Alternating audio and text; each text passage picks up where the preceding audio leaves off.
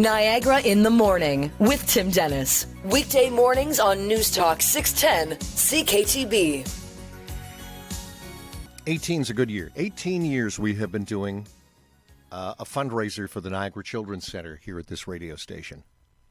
And I have been here for every single one of them. And I got to tell you that some years ago, in the beginning of it, one of the things that I did was to talk about and bring on my nephew, Ryan, who, when he was born, there were all kinds of complications, and his mom, my sister, was concerned that he would ever walk, that what kind of a future he would have. And over the years at the Niagara Children's Center, Ryan became a spokesperson for them. He would come on the show, he would bring his walker, and he would come on the show and talk.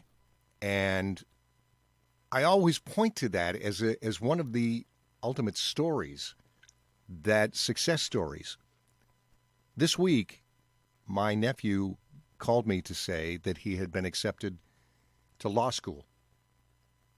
And I can't tell you about the tear in my eye that day, because there were times when we didn't think that was ever going to be possible, that he was going to integrate or what his future was going to be.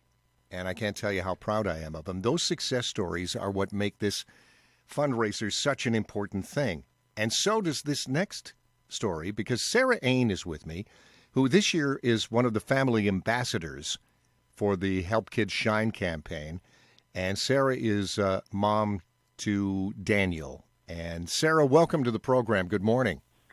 Good morning, Tim. Thanks for having me this morning, and congratulations to Ryan. That's very exciting. Yeah, it is. It really is. But it does show that when you get help early on, things can change so immeasurably. Tell me a little bit about what happened with Daniel in the beginning and what brought you to the Children's Center. Yeah, I would agree. Daniel's been going to the Children's Center since he was about 18 months old. I self-referred for him to have a speech assessment at the Children's Center because he really wasn't hitting a lot of his communication milestones, and he was getting very frustrated. So our first step was kind of have that assessment done, and through that assessment, it was determined that he had a significant speech delay. So at that time, he was receiving speech and language therapy services. And the great thing about the Children's Center is it's kind of like a one-stop shop. There's so many great services available in one location for families. And so Daniel has really benefited from occupational therapy, recreational therapy. There are not really many services he hasn't used at the center. And same for me as a parent. I've taken a lot of parent education programs and met so many great families that I've been able to lean on for support as well. And so shortly after Daniel's third birthday, he was diagnosed by the center's developmental pediatrician with autism spectrum disorder and an accompanying language impairment. And so that really helped us to determine next steps for Daniel, how he would need to be prepared for a possible entry into the school system. So he accessed a lot of the preschool resource programs at the center as well. And we've just been so grateful because, he's thriving and he's doing very well in the school setting. And I attribute all of that to the help that we've received from the Children's Center for many years in those critical early years. It's funny, Sarah. I asked this of parents and even some of the kids that we've had on, and had it not been for the Children's Center, do you know where you would have gone? Do you know where you would have sought help, or whether it would have been there for you?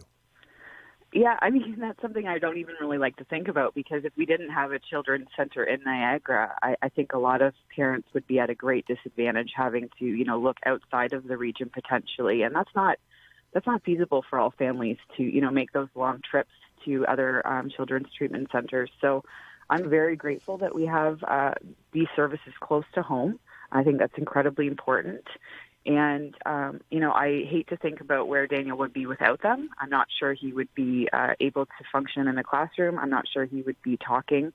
I think we would be a lot further behind. So I think that I always say that what happens in those four walls every day at the Children's Center and beyond is really huge miracles.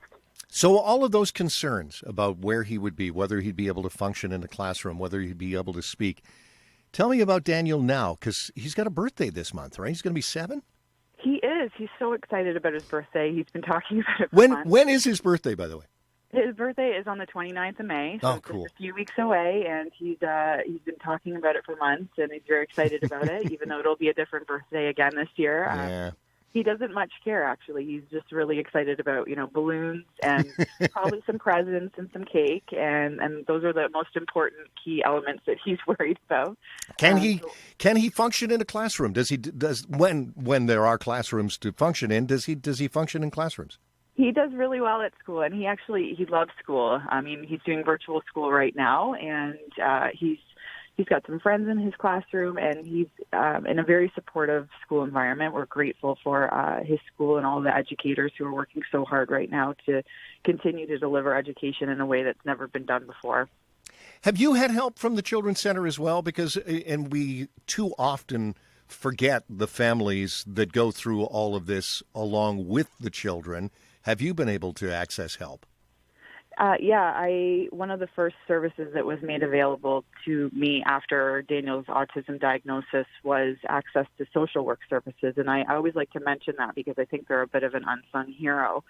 And I didn't know anything about social work services. I didn't know why I was going to this meeting. But when I showed up, it was just so wonderful because there's a lot of red tape to navigate. There's a lot of things you need to know that you just don't know. There's no handbook that prepares you for having a child with any kind of disability. So the social work service program was really great in helping me to navigate, what referrals I might need for Daniel and what funding programs were available to access and things of that nature. So it was an instant education that I very much appreciated because I had no clue what to do and what the next step should be.